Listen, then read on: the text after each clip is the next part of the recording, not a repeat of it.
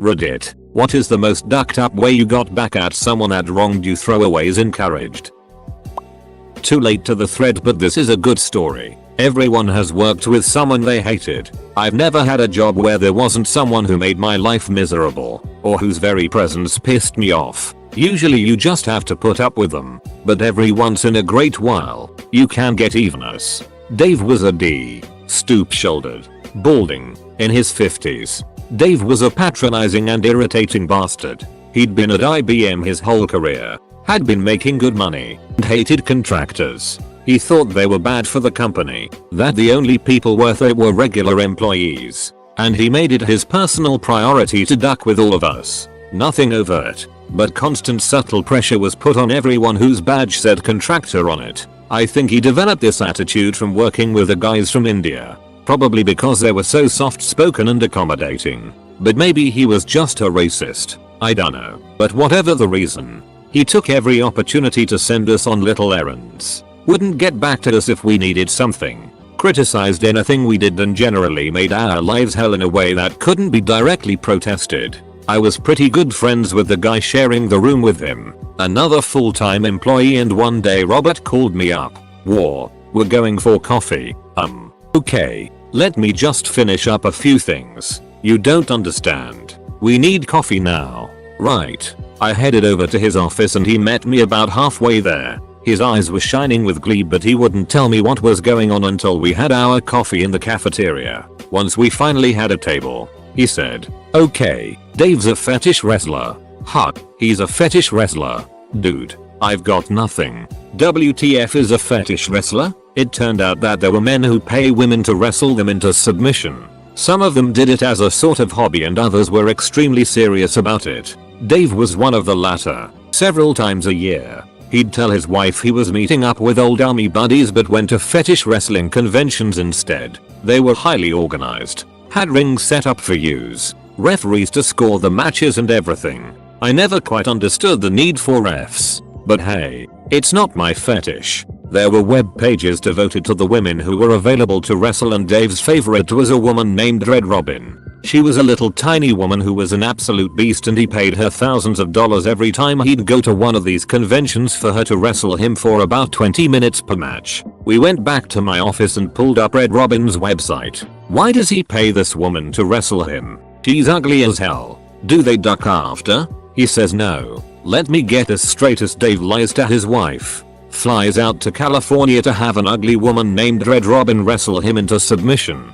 Pays her $400 per match. And doesn't duck her? Yep. Bullet. I went onto the main wrestling site and started reading Dave's posts. And there were a ton of them. He talked in great detail and depth about the sport. Had invented his own move, called the Twisted Ostrich. And told stories about amazing matches he'd won and lost. Look, I'm all about people's private lives remaining private. And I probably wouldn't have done anything if he hadn't so consistently been a duck to me. But he had. So game on. I registered a fake account under the name Suplex on the wrestling website and started corresponding with him. I started by asking him some technical questions about the Twisted Ostrich. But it wasn't long until he started asking me personal questions. As time went by, I fleshed out the character, so within about a month he had become quite good friends with Miss Plex. I told him I was a late 20s single lawyer living in DC. My marriage had ended because my husband just didn't understand my interest in such a harmless sport.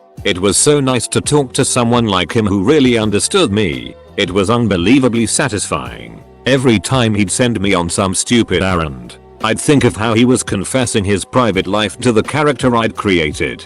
Oh, and he lied his ass off. He dropped a good 10 years and his wife somehow. Finally, he asked for a picture. Well, I'd already downloaded a whole set of a girl who looked about that age, and the photos didn't look professional. I started with a simple one and he gushed about how hot I was. Over the next few weeks, I sent him more and more photos, each more revealing than the last, until the girl was fully nude, but didn't look posed. He started trying to be really sexy, and started talking about how the best way to end a good wrestling match was with sex. Hold the phones. He'd told Robert that there wasn't any sex at the matches. I probed a bit and he finally admitted he had sex with the girls he wrestled. I ducking knew it. They were hookers working a special kind of crowd.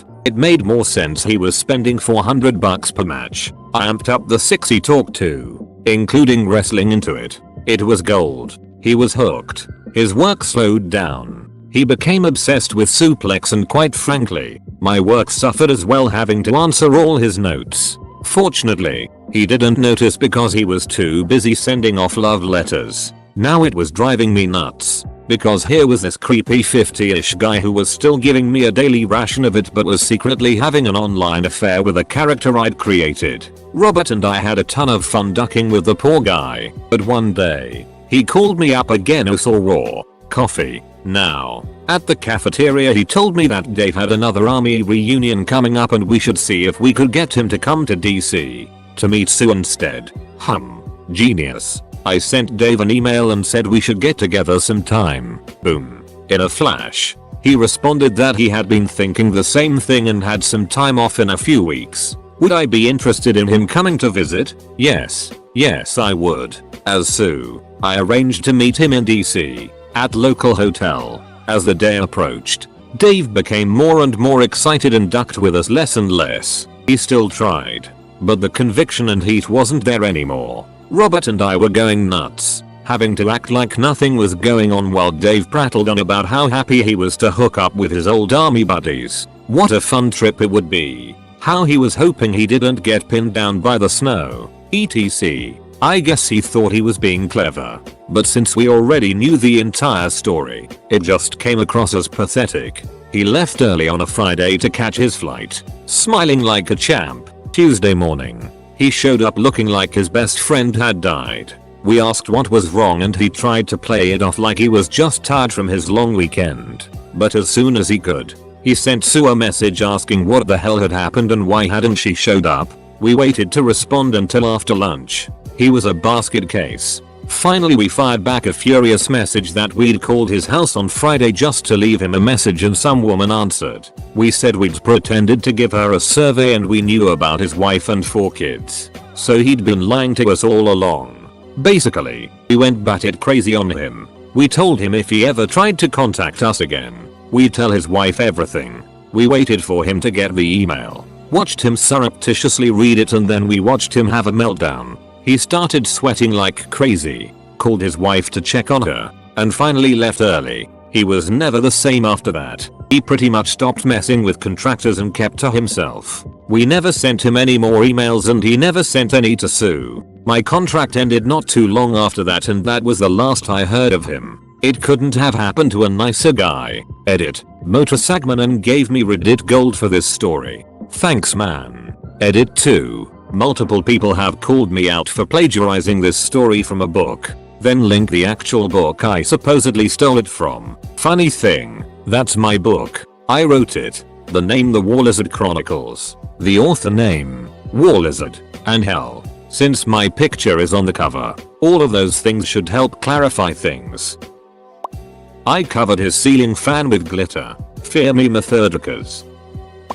From another post. When I was 7 or 8 I did a science project on the antibacterial efficacy of various soaps. Basically involved keeping hands dirty for a day, pressing grubby thumbs into petri dishes full of agar, then washing and doing the same again. I'd take tracings of the cultures. Bigger colonies were bad, smaller ones good. This ended up winning the county science fair for my grade in a large metropolitan area, so that was nice. But before that, after I'd finished the experiments but before I discarded the dishes, I got into a dispute with my parents. Don't remember what about. I thought, I'll show them. So I took the nastiest culture and swabbed it onto their bedroom doorknob. They both got sick as dogs and I had to take care of them for a couple of days. Served me right.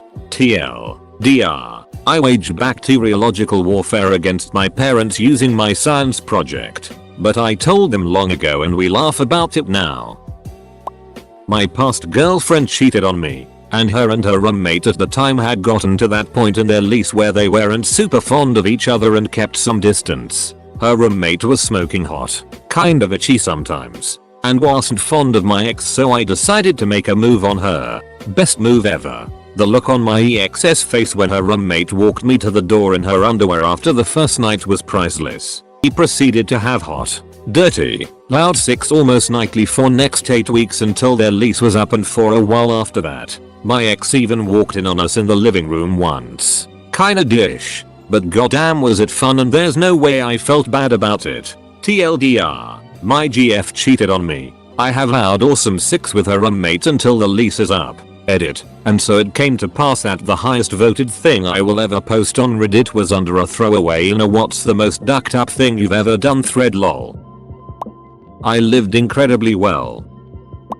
I have one I'm about to do in a couple days. See, my parents suck. I've been taking care of them for a while also going to school and whatnot, and still they are trying to cheat me, pawn my things, etc. But I've become fed up with them. I'm out of town at the moment, but when I get back, the next time they ask me to walk 2 miles to get them a pack of cigarettes, I will walk outside, around the house, have a friend with a van come, bring my pre-packed it out of the basement entrance, leave and stay at my friend's house for a few days until the day my train ticket is planned for, then move 2,000 miles across the country and live with another friend who just got me a job, rendering them worthless pillheads waiting for a pack of Pall Mall menthol 100s for the rest of their sad lives.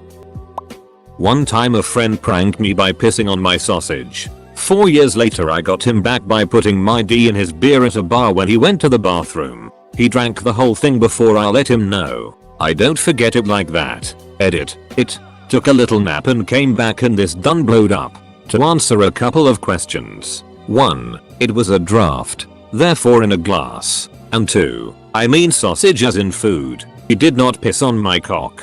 That is all. Edit 2. Okay, so this is how it happened. Not very exciting or anything. We were at a sports bar drinking and shooting the shit, playing pool. My buddy who had pissed on my sausage, by the way, did it before they put it on the grill. So sort of a piss marinade, set his beer down to use the restroom. One of my other buddies pointed out that he had left his beer unattended and that I should duck with it, because all of my close friends are aware that he had pissed on my sausage as well and I had not really gotten the chance to get him back. Well, I do the first thing that pops into my head. So I grabbed his beer, hit a corner, unzipped my pants, unleashed the cock meat and put it in his beer. I proceeded to stir his beer a couple times with the D, resheath that bad boy, and place his beer back to where it was. When he came back, nobody said anything and he enjoyed his newly stirred, not shaken beer. When he finished, I just asked, "Remember when you pissed on my sausage?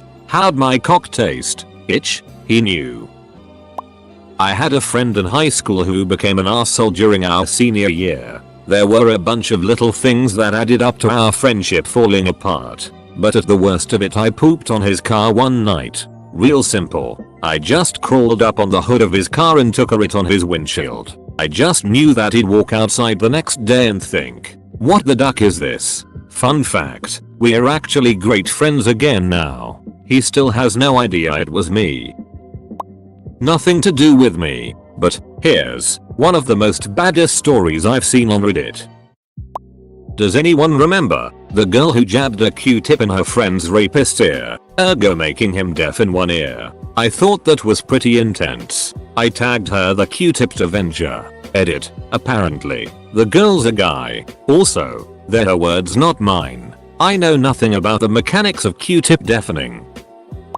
At an all-male military boarding school during high school, there was this huge douche on my hall. We took his Febreze bottle and filled it with piss, then took said bottle and sprayed his pillow, wall locker and opposite corner. So he gets back, smells urine and immediately grabs his Febreze and douses everything. Eat a D. Donovan. Eat. Capital A. D. I used to live in a very small town, like 250-300 people. We had no stores, gas stations, etc. One day a local guy decided to open up a little store that sold the basics like groceries and rented movies. He hired a few of us high school kids to work the store and promised $50 a week for the summer to be paid at the end of the summer. We agreed and started working. We gave up a summer stocking shelves, cleaning the bathroom, lawn care and whatever else. Well, the end of the summer comes around. It's our last day of work, and he comes by with our paychecks. $50 for each of us. For the whole summer. Needless to say, we weren't too happy, but his words were, "What the duck are you gonna do about it? Drop the key off at my house since you won't need it anymore." We came up with a plan to pay this douchebag back. Before locking up the store for the last time, we left a window unlocked. We dropped the key off at the house. Around midnight, we were back at the store, grabbed as much as we could. Cigarettes, money from the register, candy, probably about $1,000 worth of it. Locked the window, then left through the emergency exit that had no alarm. There were also no cameras of any kind. Next day there were cops there. He accused all of us of doing it, but had no proof. He ended up having to shut down the store a few months later because the town heard how he didn't pay us and stopped doing business there. I don't feel bad. Ducker deserved it. Thanks for tripling my comment karma. Figures it's about a crime I committed 15 years ago. Should have used a throwaway. One time I pranked someone by going into their host files and blocking Reddit. They couldn't go on Reddit for weeks. That's pretty ducked up. Full stop. Friend and I were fishing at a local creek when my friend's brother pulled up. Being the D he normally was, he started throwing rocks in the creek to scare the fish, and then he threw my friend's bike in the creek. We were 13 at the time. My friend was crying and I felt so bad. I jumped into the creek and got his bike out. Told him we would get his brother back. About a month later we were fishing again and it was the dead of summer. I told my friend today is the day we get his brother back. Caught a 2-stroke 3-pound carp. Threw it up on the side of the bank and left it there until we were done fishing. At the end of the night went back to his place. His brother's car was sitting on the street. He took the carp, sliced it open and threw it under the driver's seat and rolled his windows 3-stroke 4 up. The next morning when we woke and left I forgot about what we had done. Well, when I rode past JT's car I noticed the window was kind of black, and then I took a closer look. It was covered in flies. I actually got scared because I did not expect a window caked with flies. By the time I got home I was laughing in tears because his brother was always such a D to us. Fast forward to baseball practice about 3 days later. Friend had a black eye but smiled at me when we made eye contact. His brother flipped out and ran into his house and punched him in the face. His mom flipped out on his brother. Brother was grounded for the rest of summer. His mom said that my friend would never do such a thing and he played along and acted as if he had no idea. Apparently the smell never really left the car. We nicknamed his brother Lord of the Flies. I posted this in another thread. When I was 13, I woke up in the middle of the night to a man laying next to me in my small bed, staring right at me. I looked at him all confused and told myself, "Oh, silly, you're having a nightmare." So I smiled at him, closed my eyes and was about to fall back asleep when he started touching my thigh. Two things happened at once. I realized that I was only in my bra and underwear and that I was definitely not having a nightmare. Fear like I've never felt before gripped every inch of my body and I think I stopped breathing. He started making his way up to my underwear, presumably to take them off. What did I do? I opened my eyes and I said, "Hold on a second. I have to pee." He looked shocked, but didn't stop me as I wrapped my blanket around my body and proceeded to take a few steps toward my bathroom. Then I noticed that my bedroom door was wide open, so I bolted. I ran to my mom's room, banged on the door and screamed about how there was a man in my bedroom. My mom came out to the hallway and had just started reassuring me that it was a bad dream when the ducker dashed out of my room and toward the front door. My mom froze, but I got the biggest sense of how the duck dare he try to abuse me. That's when I grabbed a lamp, ripped the cord out of the wall socket as I started chasing him, insanely waving that lamp and screaming all the profanities that my 13-year-old mind has ever heard. I chased the ducker down the streets while my mom called the police. I lost him somewhere in the dark, but when the police came, got statements and started searching the neighborhood, I got my revenge. They caught him hiding in the bushes, brought him over, and asked me to identify him. I marched right up to that motherfucker, kneed him in the balls and walked away saying, "Hell yes, I want to press charges." Edit. David Answer 08. Who gave me Reddit gold? Thank you.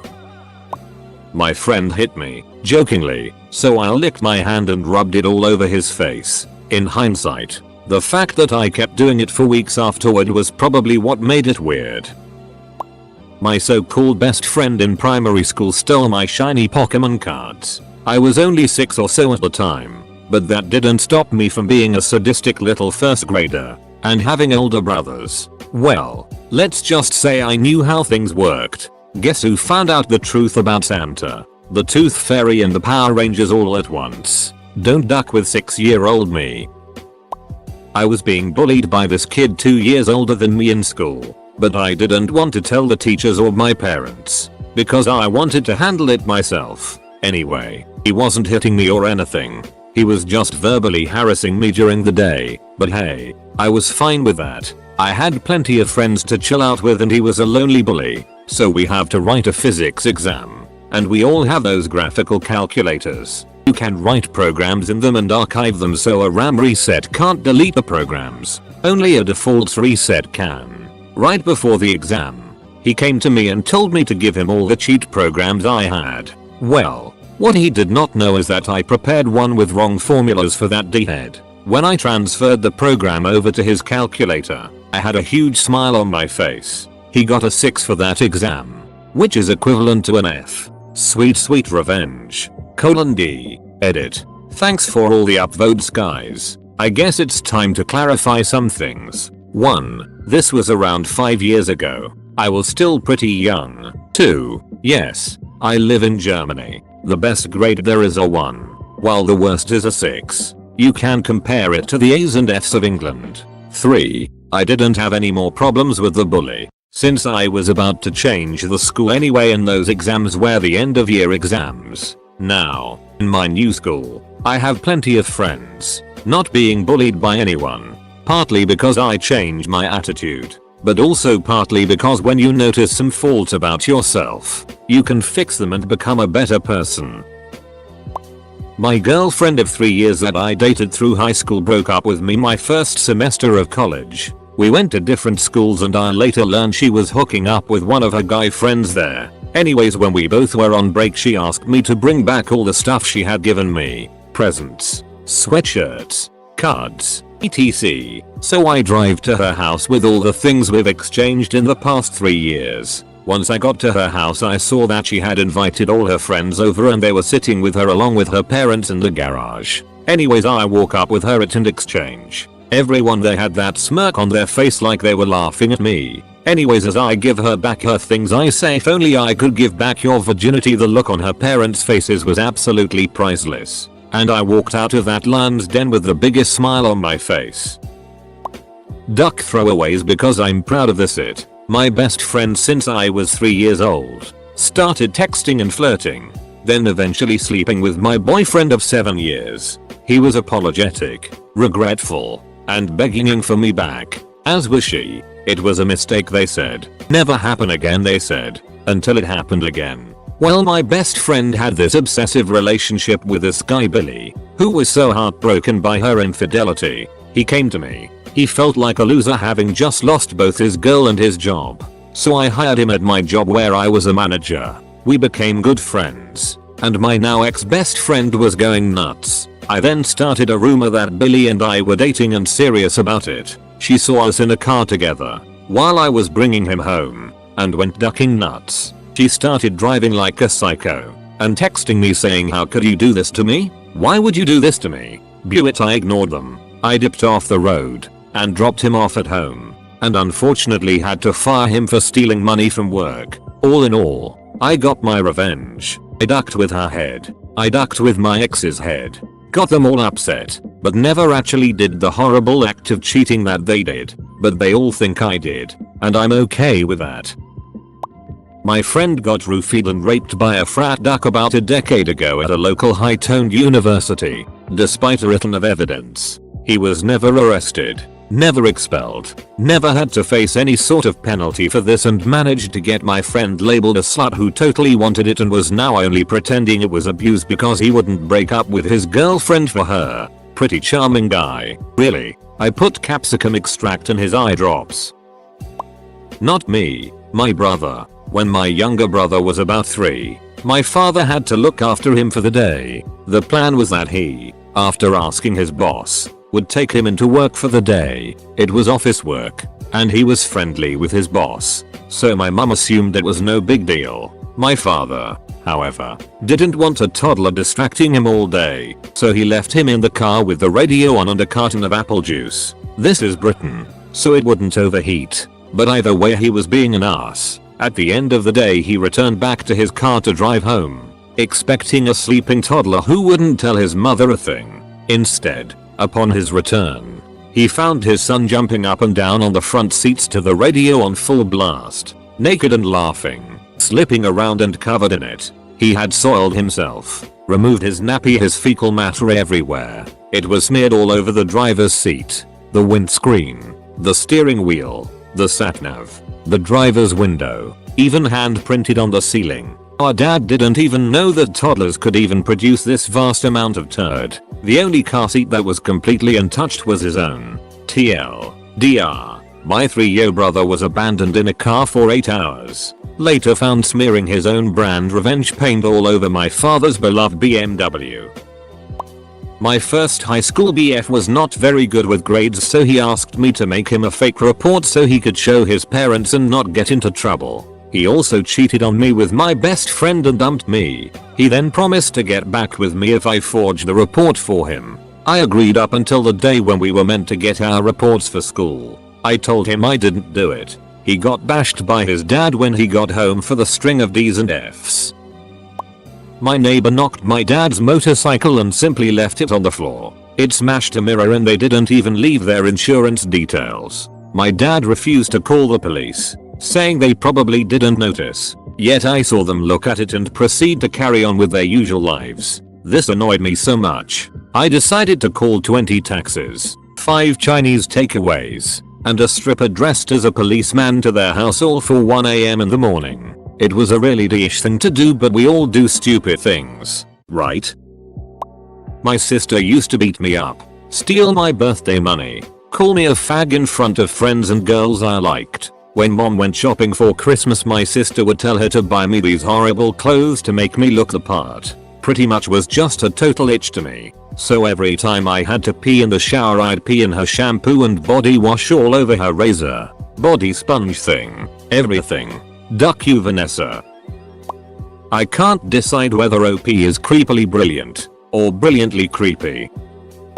My brother once stole my bag of Skittles and didn't admit to it. So I bought a bag and opened it carefully so that I could reseal it. I took every Skittle, except the green apple, out and replaced them with Mandamp, MS. The look on his face was priceless. Edit. For clarification, there were Mandams and green Skittles in the bag, and he ate by the handful. So, no, it would not be delicious.